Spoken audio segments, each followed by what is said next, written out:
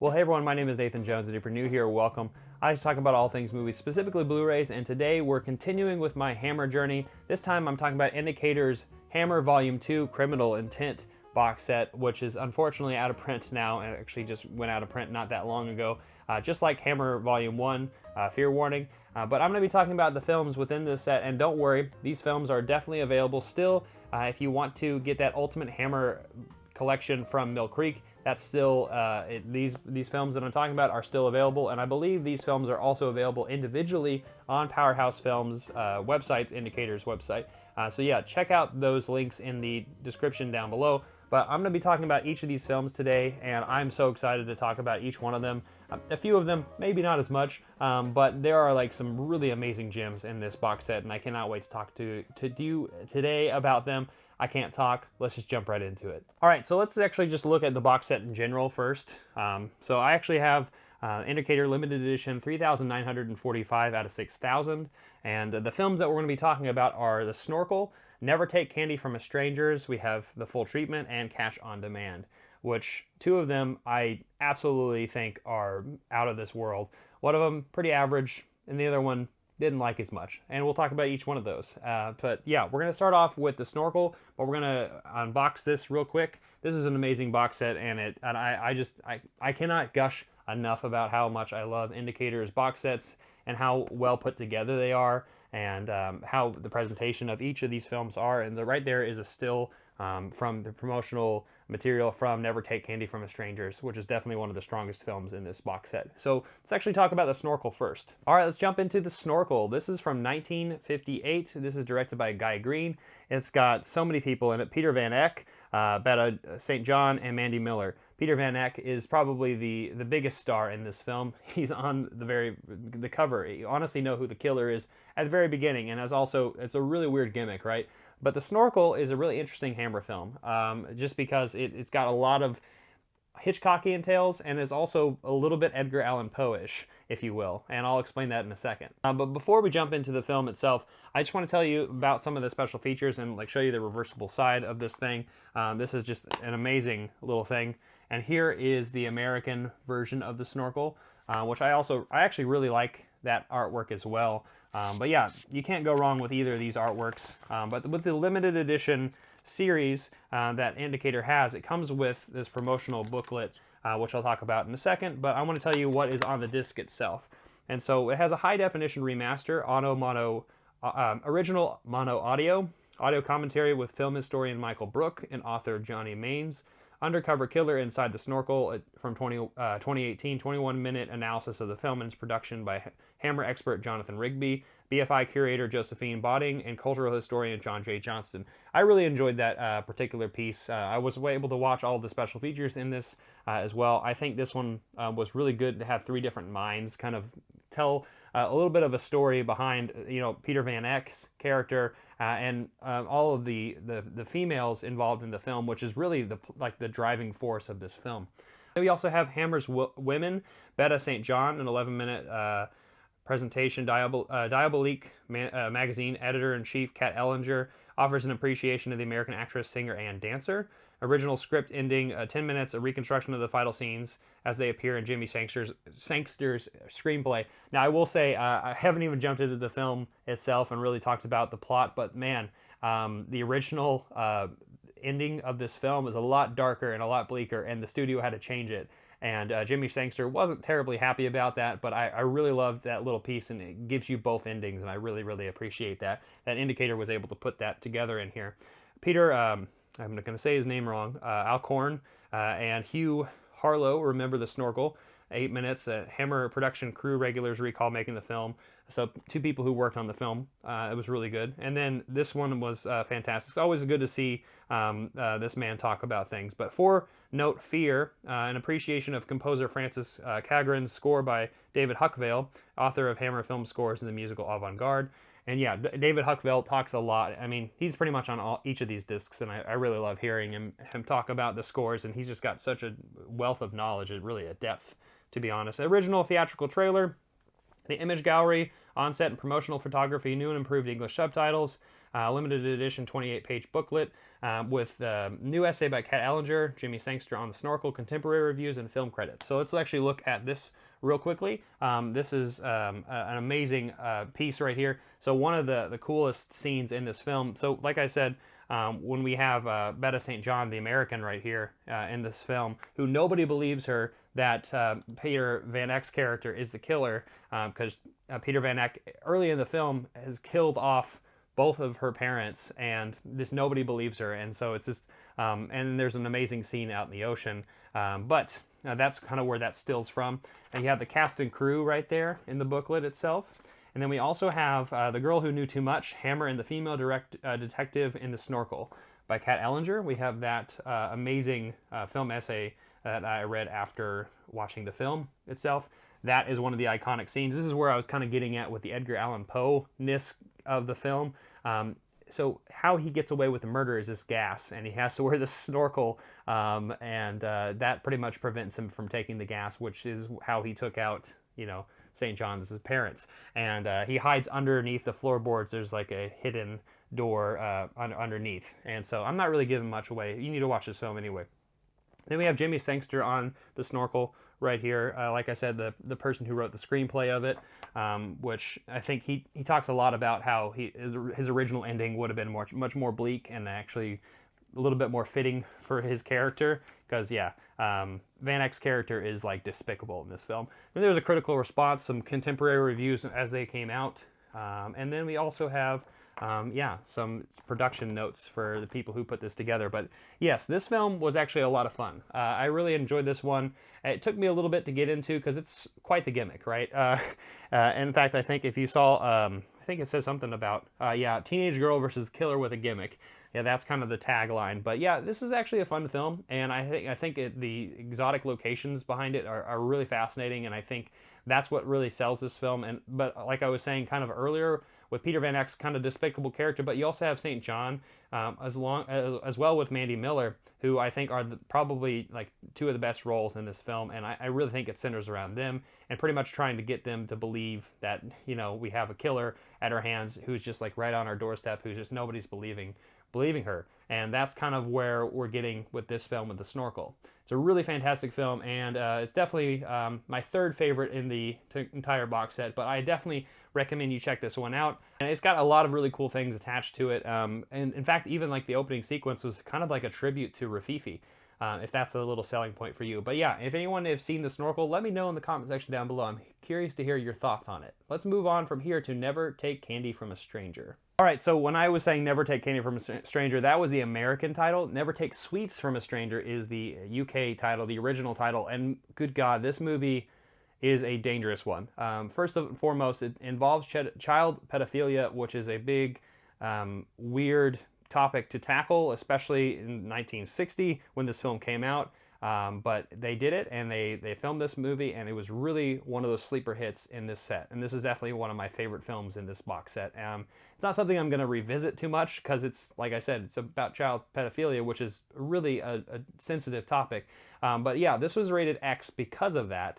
And also there's a lot of things involved with this film that in just the script itself that had a lot of censors kind of freaking out, which is really crazy. That came out in 1960, which is actually a little bit ahead of its time when it comes to social critique, and that's something that definitely needs to be highlighted with this set. Cyril Frankel is the one who directed this film, and we also have Gwen Waterford, Patrick Allen, Felix Almer, Niall McGuinness. Those are the main protagonists in this film, main characters in this film. So what kind of the premise of the film is, very beginning, there's two little girls, they're friends, and they are actually playing at this house that is not occupied by its inhabitants, except for the elderly father, who is played by Felix Almer, who was a really, really well-known British actor at that time, but he was later on in his career because he played a lot of earlier roles from 1960. But those little girls are actually playing outside on the playground, and then it kind of jumps around where he's spying on them through the window, because, like I said, his son and his daughter-in-law are out of town, the ones who actually live with Felix Almer's character, and they're out of town. And so then what happens is The little girls go back home, and then somehow you reveal that there's this thing that Felix Almer's character made them dance naked and let him watch. And that is just mind-blowing as a parent to just listen to.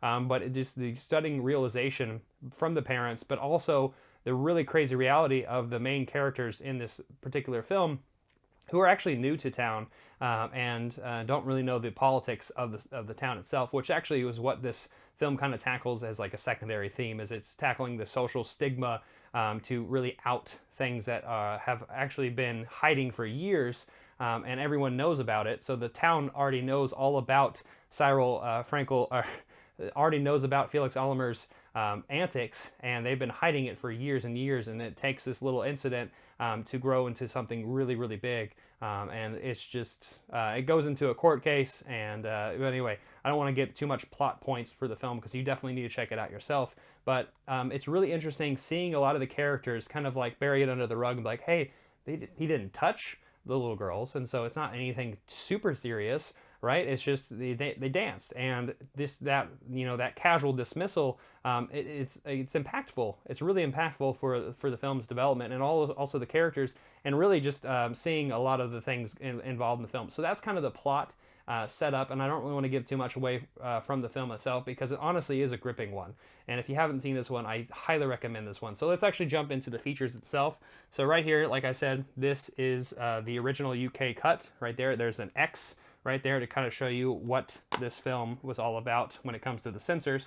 And there's the American version. Like I said, Never Take Candy from a Stranger was the original. And honestly, I'm a little more terrified of that cover than the other one itself, and I'll just stick to the UK. By the way, I didn't mention, but I watched the UK versions of each of these films because I think most of them, if not all, have US versions as well. So it's a little bit different. So let's actually look into the special features itself. So on the back it says, "A nightmare manhunt for a maniac prowler," which is very apt for the film itself. So the limited edition special features has a high definition remastered original mono audio presented under its original British title. That it also has the US version of it. Conspiracy theories inside Never Take Candy from a Stranger. An analysis of film and its production by Hammer expert Jonathan Rigby, BFI curator Josephine Botting, and cultural historian John J. Johnson. Just like in the previous film that we talked about, we have those three returning, talking about the history and the making of this film and all of the crazy controversy that it was associated with. Hammer's women, Gwen Waterford, British cinema expert Dr. Laura Main explores the life and career of prolific English film, stage, and television actress. And honestly, Gwen Waterford wasn't really, she was pretty much the main, like, the driving force of this film and trying to get everything done and, like, everything, the justice being served. And so that's what's, I think was interesting about this film. And she didn't really do much after this film in movie world, and she kind of moved on to television. An interview with Janina Fay, the British actress, recalls her time working with Hammer. So this is actually one of the young girls who was involved in the film itself. And yeah, like if you were involved in the making of this film about something super serious like this, and you were a little girl at the time, and having to like think about all of the characteristics of what this film has, the social implications for a child themselves, the person who's involved in the film, is really crazy. In fact, actually, one of the things that I thought was really interesting that she brought up in this little special feature is how Cyril Frankel took the girls aside and really kind of just talked to them about what this role was and like what the expectations. He did not let them see the script itself. He just told them, like, this is your lines, this is how you should react to these things. And I think that's really interesting. And there was something about him taking them away privately, which is a little concerning. But at the same time, if you really look at the context of this and also the interview, she's like, no, this was actually a really good thing because they took us out of the environment of what this social kind of thing that was going on with this film and the film's theme and the message. And that's why they weren't even allowed to see the script, which is insane. Then also you have an appreciation by Matthew Holness, the actor, writer, director, and Hammer fan, reflects on many aspects of the film. They have the perfect horror chord, which is a long 44 minutes, a new appreciation of composer Elizabeth Lutyens by David Huckvale, author of Hammer film scores and music avant-garde. You have a trailer commentary, a short critical appreciation. by Brian Trenchard Smith, and then Image Gallery's new and improved for the hard of hearing subtitles, and limited edition 40-page booklet. And this is the 40-page booklet. New essay by Julian Upton, correspondence between Hammer and the BBFC, extracts from original publicity materials and film credits. So that BBFC is the film censors, and that is some of the best stuff with the special features, is looking at the back and forth between the people who are like creating the film and like saying the things that are worth attention and what can actually be said and what cannot be said. Because there's a court procedural drama kind of midway through the film, and there's a scene where in the back court where they're talking about, well, if we continue to press this, we're going to have to call the girl to the stand. We're going to maybe even have to have a medical examination to see if any foul play was happening, which is actually, during this time period, a very, very dangerous thing to do, which I think is really crazy. That something like that, something that's subtle, especially, something that's not long ago. This is 60 years ago. It's just, I don't know. It's interesting to see that fight between the censors. So yeah, let me look at this right here. That's actually a crazy climactic scene right there.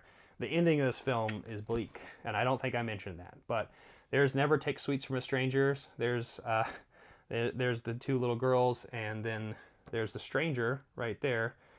Man. But yes. Then we have, I don't think I mentioned it, Julian Upton did the film essay of it. And we also have Never Take Sweets from a Stranger, an introduction. So this is the back and forth between the people who were involved in the film, and I think it was really interesting with the BBFC. Never Take Sweets from a Stranger, Jeff Billington. And yeah, it's just that back and forth. And then there's also the cast of Never Take Sweets from a Stranger, kind of showcases like when the film was in production and also like just being promoted. It was actually kind of showing like, hey, this is a film that needs to be shown. It's instructional even to people who might find this to be hard to swallow, right? And so that's something that I think was really interesting, that they're like, hey, this is a good film for even like kids to eventually watch this film. That way, and parents need to watch this because this can happen to people. And also, it's really interesting reading a little bit about the production side of it too, as well, thinking about the location. So Hammer went to Canada for this film in particular, and they didn't want to do it in like kind of the tightness of England, and they said like, well, this could happen anywhere. So that's one of the things that the film censor talks about too, is like, hey, we can't just say it happens anywhere. Like, it happens in specific places. It's really crazy. It's a crazy ride, but yes, Never Take Sweets from a Stranger is definitely one of the best Hammer films I've ever seen. It's a really dark one. It's a really hard film to watch, but it's certainly worth your time, and it's definitely one of the best films in this set. So let's actually move on from here to probably my least favorite film in the set, The Full Treatment. So now we're moving on to The Full Treatment, directed by Val Guest. This came out in 1960 as well. In fact, the American version is something different. It's called Stop Me Before I Kill, which I like this cover a lot more than the Full Treatment cover, just personally. And yeah, this film is a really interesting, kind of mini Hitchcockian film about, and there's a lot of sexual violence going on in this film as well. And I haven't really dived into it before I talk about the film itself. But this film, like I said, directed by Val Guest, and it's starring Claude Dauphin, who is a French actor, who is like pretty much one of our main characters in here. Diane Salento is an Australian actress. Ronald Lewis, Francois Rosé, and Bernard Braden. And this cast is actually really, really interesting. And I thought this was a really interesting, like I said, mini Hitchcockian film. This film had a lot to do with, there was an accident that happened really early on with Diane Salento and Ronald Lewis, who are a husband and wife, or like maybe they're together in a way, and they're off on their honeymoon, and they get in a car accident, and a lot of things happen and take place where Ronald Lewis's character kind of takes on the blunt of this accident, and really is really messed up from it. And you can see the side effects throughout the film as he is trying to piece together things, but he's very violent and in very sexual ways as well. In fact, there's a lot of things about this film that kind of like I was saying with earlier with the 1960 and the censors. This film also fought with censors quite a bit too, for several reasons. One is the sexual violence that involved in this film. There's like even like some choking, some light choking during a sexual act, and then also there's like full nudity in this film as well, which is this whole hubbub with Diane's character and this abandoned beach locale, which is really interesting. This film, with the full treatment, it's like a psychological thriller, and you're seeing these two characters kind of go battle of wits and trying to piece together what's going on. And there's this murder that happens midway through the film, and he thinks that he did it. Ronald Lewis's character thinks he did it, and then we also have Claude Dauphin, who is the person who is like the psychiatrist who's trying to help piece this puzzle together, and it's really fascinating and really interesting. And I watched the UK version of this film, and there's a few things that I want to talk about with the special features. And so first it says a lineup for the film itself. You will experience the cold sweat of fear. You will feel the rager edge of suspense. You will live the love scenes that scorch and sear. The love scenes are really the scenes that really make this film interesting. You will be shaken by the shock ending, which is really interesting. You get the full treatment. And then the limited edition special features include a high definition remastered, original mono audio, complete and uncut UK version with original titles. So the uncut original, UK title avoids the censors. Like, you can have some nudity in here, you can have the sexual violence that's present in the film itself.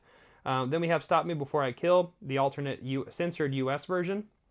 We have Mind Controlled Inside the Full Treatment, an analysis of film, Jonathan Rigsby, Josephine Botting, and John J. Johnston again. Once again, the trio here to discuss the film and the social implications that it had.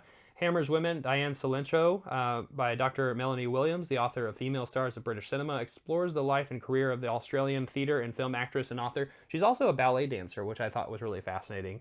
And then we have the subject for analysis, the BFI's Vic Pratt explores the work of prolific British filmmaker Val Guest. Censored scene, the 4 minutes bathroom scene that revealed too much for the U.S. censors in the top half region. We also have U.S. theatrical trailer, image galleries, press promotional, and we have good subtitles and limited edition exclusive 40-page booklet that we'll look at right now, which I thought was really interesting. So like I said, this is the film that really kind of, it's a film that you really have to pay attention to a little bit. It's the one that kind of got away from me the most out of the films that we've talked about. But we have the opening right here. We have Kim Newman, who wrote a little bit on the full treatment.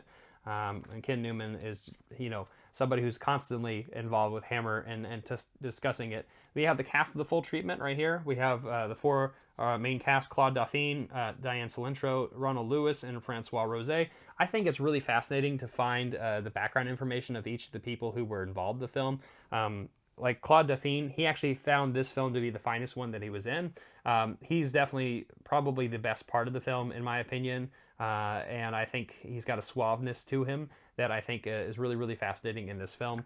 And then Diane Cilentro, who is really young, an Australian actress who was really unsure if she wanted to be an actress or a ballet dancer at this time. And she talks a lot about the nude scenes that she had to do, and really a part of Val Guest's production and the direction that this film made. And then we also have the sad life of Ronald Lewis, which I didn't know, but apparently he was an abusive alcoholic, and after this eventually committed suicide, which is really unfortunate. But his character in this film was a lot of the cause of the violence, so it's really interesting and kind of fascinating with that parallel lives, and I hate to say that, something like that. And then we have Francois Rosé, who plays a really great role in this as well. And then in here we have Val Guest on the full treatment, talking about his 5-year contract. He wanted to make as many films as possible within this 5-year span for Hammer, which I think is really fascinating. Doesn't even matter what kind of genre it was. Is what he wanted to work on.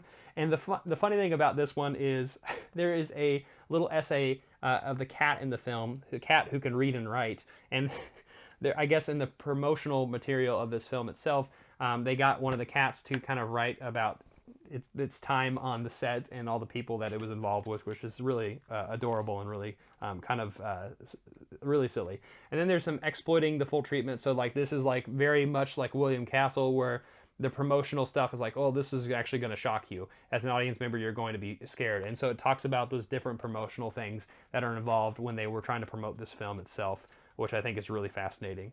And then a critical response, and it was kind of lukewarm for the most part. Like I said, mini Hitchcockian is definitely something that they said several times. And there's, right there, Val Guest on the full treatment.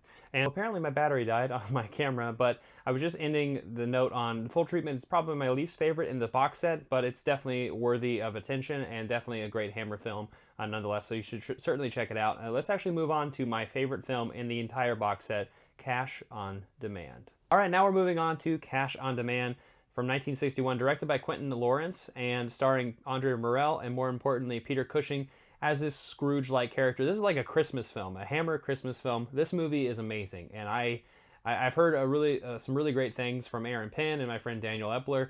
They told me a lot about Cash on Demand. They're saying like this is like a surpriser, but this film is amazing. This came out in 1961 in the U.S. and now this is when this was filmed. But 1963 is actually when this film was released in the U.K. It was actually buried quite a bit, but there's a lot of context behind all that. But yeah, this is a really great film. So let's look into the features itself. So there's the back. How to Rob a Bank and Get Away with It. Cash on Demand, and there is the alternate U.S. cover of the film itself. This is a really short film.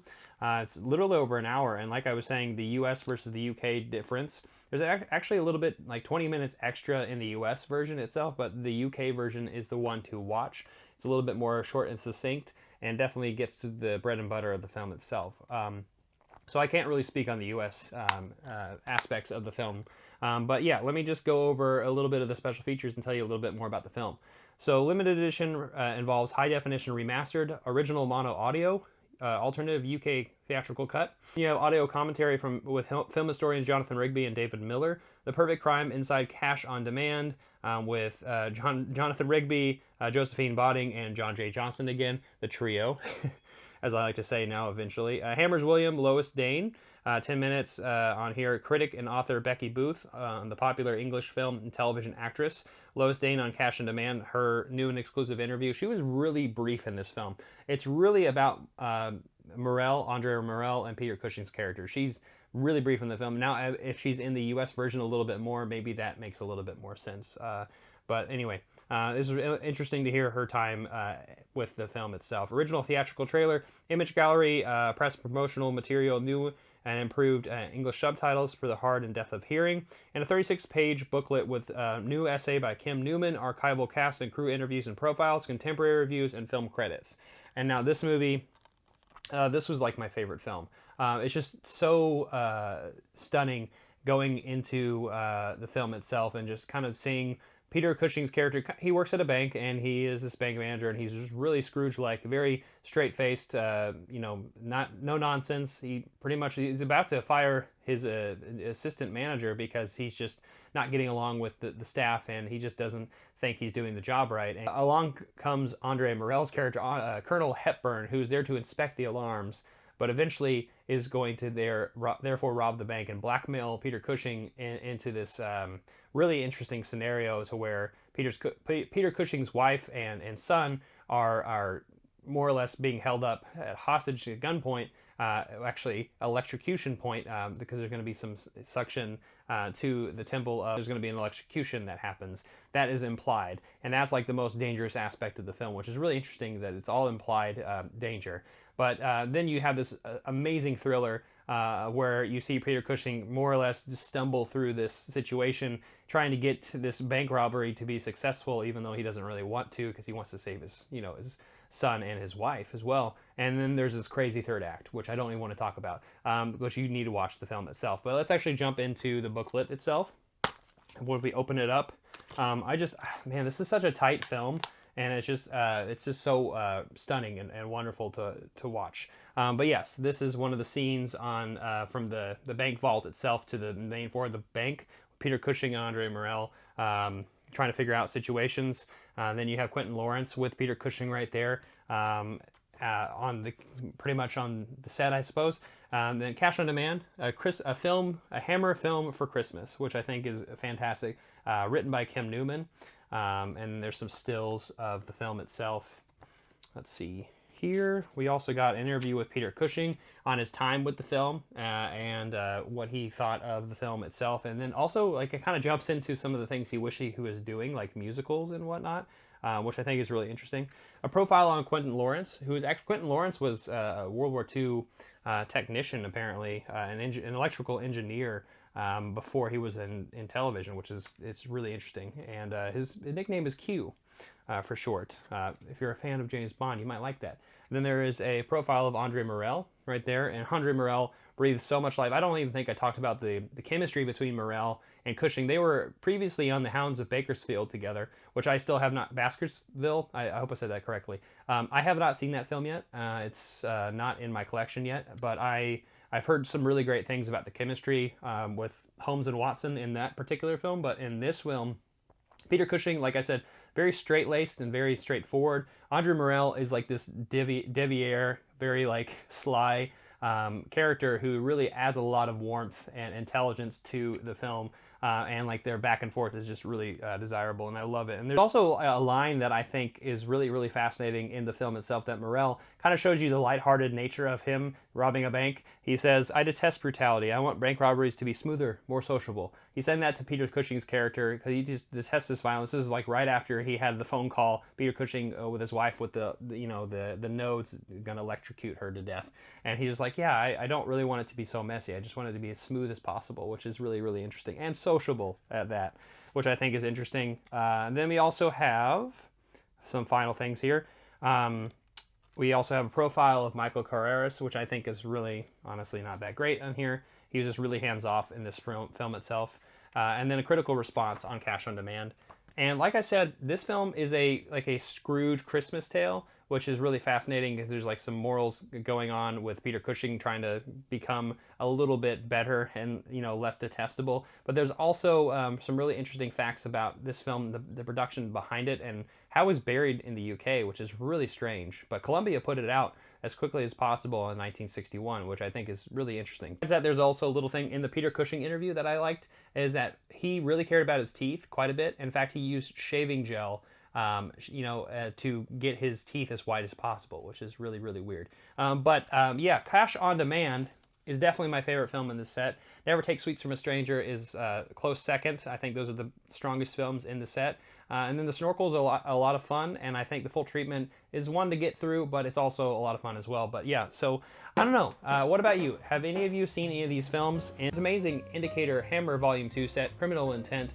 Like I said, this is available on the Mill Creek box set for the Ultimate Hammer collection if you want to check that out, or you can get them individually from Indicator themselves. I highly recommend these films, and this set is really fantastic, and I'm so excited to keep continuing down my hammer journey. And right behind me is Volume 3, Blood and Terror, which is what I'm going to be tackling next time you see me talking about Hammer films. So what'd you think? Did you see any of these films? Are you excited for this Hammer journey? I want to know in the comment section down below. So thank you so much for watching this video.